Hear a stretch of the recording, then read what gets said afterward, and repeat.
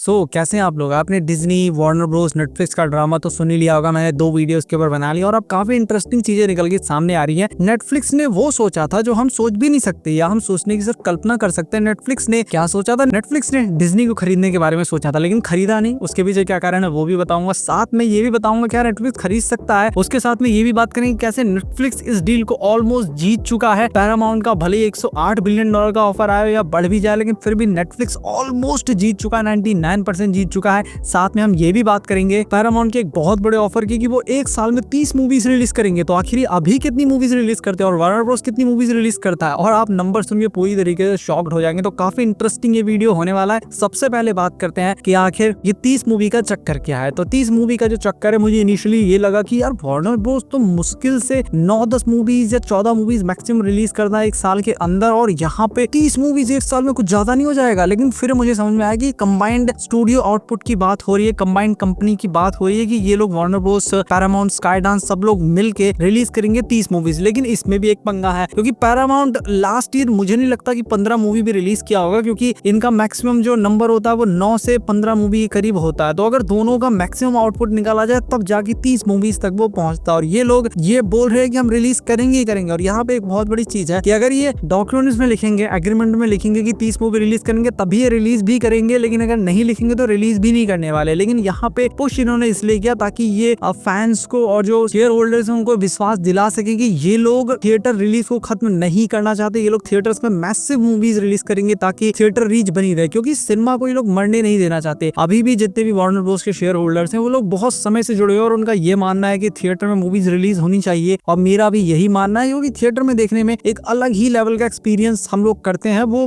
घर में देखने में इतना मजा नहीं आता, मतलब मजा आता है, लेकिन थिएटर के बीच में लोगों के बीच में जब वो चिल्लाते हैं, जो चीजें देखने को मिलती है उसमें अलग ही मजा आता है। तो उसको जिंदा रखने के लिए ये लोग एक साल में 30 मूवीज रिलीज करना चाहते हैं, जिसको ये कर भी सकते हैं क्योंकि बहुत सारी मूवीज हैं वार्नर ब्रोस के पास, लाइक शेरलॉक होम्स है, ड्यून है, मैट्रिक्स है, कंजरिंग मूवी है और सुपर हीरो मूवी वाली मल्टीपल है ही। उसके साथ में पैरामाउंट के पास मिशन इम्पॉसिबल है, रिचर की सीरीज है और भी बहुत सारी मूवीज है। तो इसको ये लोग कर सकते हैं, लेकिन अगर डील हुई तब भी ये लोग 2027 से पहले तो इसको कर नहीं पाएंगे। मुझे लगता नहीं है 2027 में भी ये लोग इसको कर पाएंगे। 28 में जाकर के 30 मूवीज का नंबर पूरा हो सकता है, लेकिन ये तो सिर्फ ख्याली पुलाव है। अब बात करते हैं कि आखिर नेटफ्लिक्स डिज्नी को खरीदने वाला था तो खरीदा क्यों नहीं, और क्या नेटफ्लिक्स खरीद सकता है? तो सबसे पहले नेटफ्लिक्स ने प्लान यही बनाया था वार्नर ब्रोस को खरीदने से पहले कि चलो डिज्नी को खरीदते हैं। और आपको लग रहा होगा क्या नेटफ्लिक्स पागल है, बस ऐसे निकलो चलो कुछ भी खरीद लो? तो नेटफ्लिक्स पागल नहीं है, मुझे लगा था पागल है, लेकिन नेटफ्लिक्स का एक बहुत बड़ा प्लान है कि उनको एक्सपैंड करना है। पैसा उनके पास बहुत सारा, तो चलो अब एक काम करते हैं, अपने आप को एक्सपैंड करते हैं। एक्सपैंड करने के लिए उनको बड़े बड़े स्टूडियोज चाहिए होंगे, बड़ी बड़ी कंपनीज, बड़े बड़े फ्रेंचाइज चाहिए होंगे, ताकि वो और ज्यादा बड़ी कंपनी बन सके। एक एम्बिशियस प्लान है उनका, इसीलिए उन्होंने सोचा कि चलो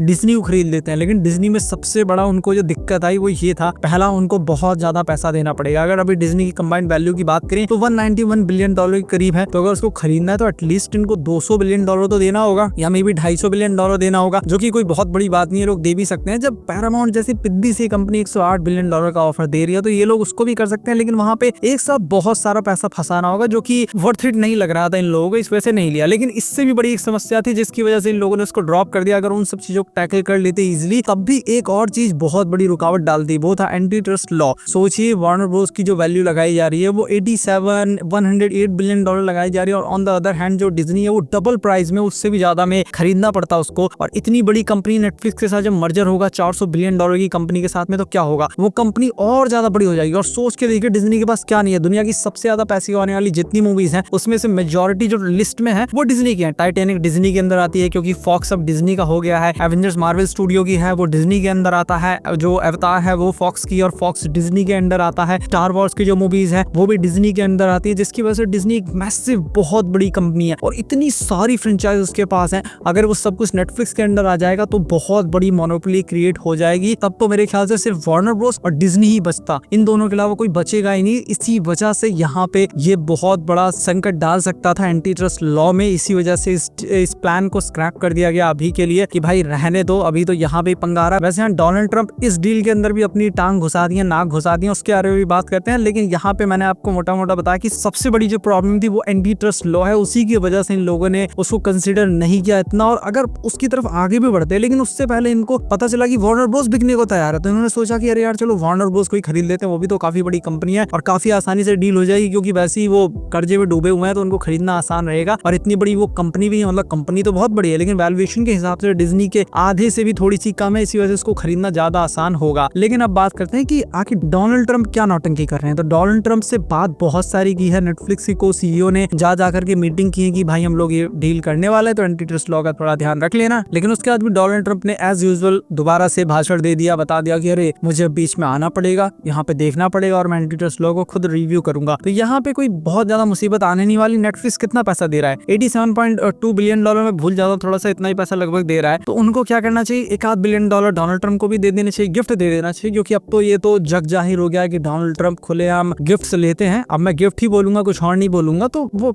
इजीली उनको मनाया जा सकता है। उनको भी एक आध गिफ्ट पकड़ा दो $1 बिलियन का, इजीली वो मान जाएंगे। या उनकी क्रिप्टो कंपनी के अंदर इन्वेस्ट कर दो तो भी वो मान जाएंगे, ये कोई इतनी बड़ी समस्या है नहीं। लेकिन अब बात करते हैं कि आखिर क्यों नेटफ्लिक्स ऑलमोस्ट इस डील को जीत चुका और क्या रुकावट है जिसकी वजह से पैरामाउंट का $108 बिलियन का ऑफर, ऑल कैश ऑफर फीका पड़ रहा है नेटफ्लिक्स के डील के आगे। तो यहाँ पे सबसे बड़ी रुकावट ये है कि पैरामाउंट ने जो इतना बड़ा ऑफर दिया है, यहाँ पे मैंने आपको बताया था कि पैरामाउंट के पास खुद पैसा नहीं है। $52 बिलियन वो लोन लेने वाले हैं, उसके साथ में एलियंस फैमिली इनके साथ है जो कि ओरेकल कंपनी के मालिक हैं, वो साथ में ये लोग मिडिल ईस्ट के बहुत बड़े बड़े इन्वेस्टर से, सऊदी अरेबिया की एक बहुत बड़ी कंपनी है या हेज फंड कुछ उसको कहते हैं, मतलब मिडिल ईस्ट से बहुत सारा पैसा आने वाला है। वहां के लोगों ने $24 बिलियन का वादा किया है, लेकिन उसमें बहुत बड़ी अनसर्टिनिटी, उन्होंने सिर्फ वादा किया है। और जो इन्वेस्टर हैं वार्नर ब्रोस के यानी कि शेयर होल्डर्स, उनको उन सब चीजों पे इतना विश्वास नहीं है। नेटफ्लिक्स के पास सारा पैसा खुद ही है, इसी वजह से उनको ये डील बहुत ज्यादा मतलब कि सिक्योर लग रही है, बहुत ज्यादा रिलायबल लग रही है। लेकिन जो पैरामाउंट की डील है वहां पे अनसर्टिनिटी बनी हुई। आप खुद सोच के देखिए, आपके पास एक कंपनी है,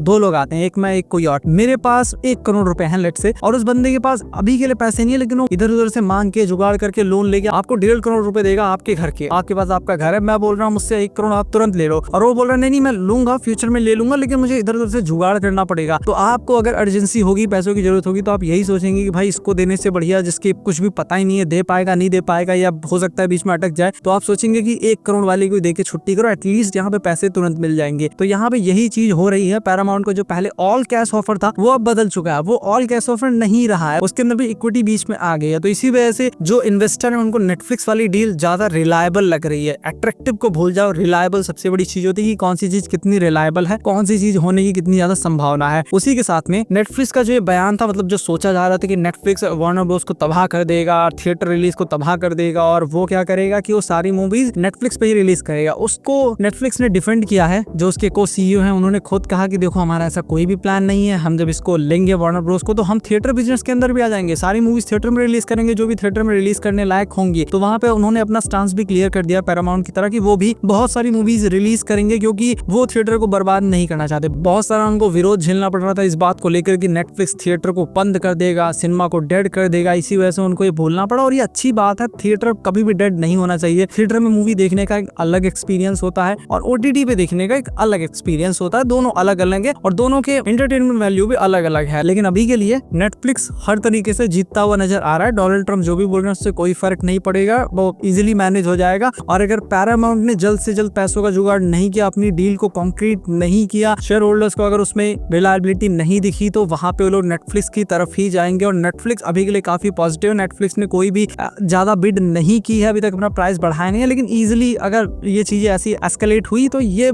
आराम से नेटफ्लिक्स भी इसको $100 बिलियन तक पहुंचा देगा, कोई इसमें ज्यादा झंझट आने नहीं वाला है। तो नेटफ्लिक्स इजीली जीत जाएगा। लेकिन एक बहुत बड़ा पंगा एंटी ट्रस्ट लॉ का, अगर नेटफ्लिक्स एंटी ट्रस्ट लॉ में फंसेगा तो ये डील कैंसिल हो सकती है, वरना इस डील के कैंसिल होने के कोई भी चांसेस नहीं है। 110% नेटफ्लिक्स के अंडर ही आने वाला है वार्नर ब्रोस। वैसे हाँ, एक समस्या काफी लोग सोच रहे हैं, मैं भी वही सोच रहा हूँ कि LGBTQ फिर हमको देखने को मिल जाएगा DCU के अंदर, हो सकता है बैटमैन सुपरमैन किस करते हुए दिख जाए, हो सकता है हमको LGBTQ सुपरमैन देखने को मिल जाए, बैटमैन देखने को मिल जाए, या हमको सुपरमैन इस बार ब्लैक सुपरमैन दिखे नेटफ्लिक्स के ऊपर। ऐसा हो सकता है कि नेटफ्लिक्स ट्राई करेगी, एक काम करते हैं एक ब्लैक सुपरमैन की मूवी बनाते हैं जो कि डायरेक्ट नेटफ्लिक्स पे रिलीज करेंगे। मैं तो उसके लिए भी तैयार हूँ, देखा जाएगा जो होगा। लेकिन अभी के लिए मेरे हाथ में कुछ नहीं है। या अगर हम लोग ट्राई करना चाहे तो एक काम करते हैं, सब लोग मिलकर बजाज फाइनेंस से लोन ले लेके चलते हैं, हम भी बिड कर देते हैं कि भाई हमें दे दो, हम अपनी मर्जी से मूवी बना देंगे। लेकिन हमारे हाथ में तो कुछ है नहीं, तो हम लोग सिर्फ मजे ले सकते हैं बस। बाकी आपको वीडियो कैसा लगा जरूर बताइएगा। मैं मिलता हूँ आपसे अपनी नेक्स्ट वीडियो में।